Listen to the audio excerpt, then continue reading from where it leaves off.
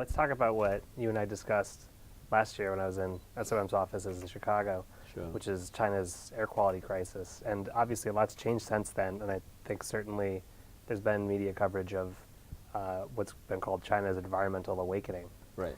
So the question would be, what can designers of tall buildings, or what can tall buildings as structures, as systems, do to address China's air quality crisis?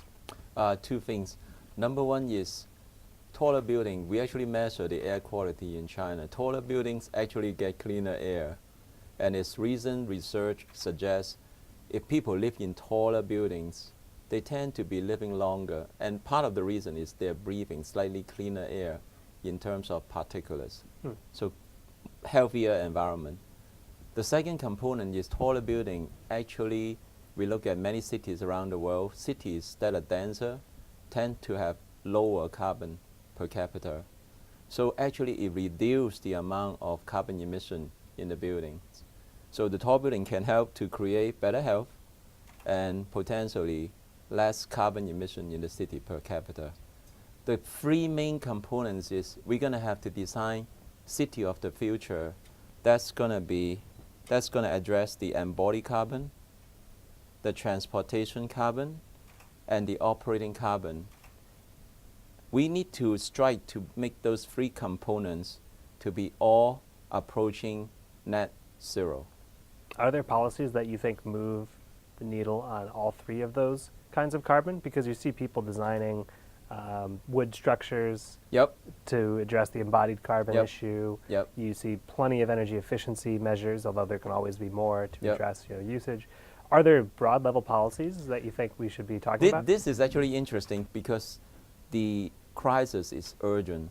So we're going to need top down, bottom up, and also as professionals, we're going to create this leadership, these beautiful sandboxes that going to change the world through attracting the next generation of kids to come play in the sandbox. What potential do you see for green walls or sky gardens or other ways to incorporate nature into high rises? I mean, that's elevate to the bigger question of, in the past we have been developing cities is just focused on the urban elements of what we want.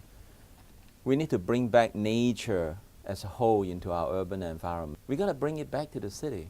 Otherwise, it's not going to be very sustainable. Vertical farming too, then? Vertical farming in the whole everything, the whole holistic ecology.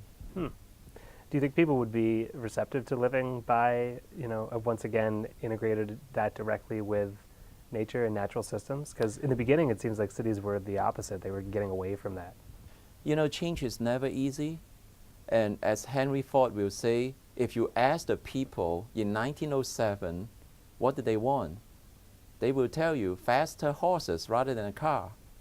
But you know what? Somebody need to look at what's the right thing to do, what's the future of human beings, how to make the world better, and just get there. With regards to sustainable design metrics, is LEED still the best benchmark, or is there a better way forward? Some of the weakness of all systems we have right now is on the health side and on the material side. It's amazing that the focus is on energy and water while the building is designed for human beings. So let's focus on human beings. What makes human beings thrive in that environment in terms of healthiness, in terms of connection, in terms of all those stuff? So from that standpoint, all the green building systems, they have room for improvement right now. But LEED is one of those that start addressing some of those issues. Can we build our way out of our environmental crises? Only way you can build yourself out of trouble is, you got to develop as you build your way out of trouble, you got to build this thing that is actually generating growth, generating things for people that are the right thing to do, but at the same time has the lowest impact in environment.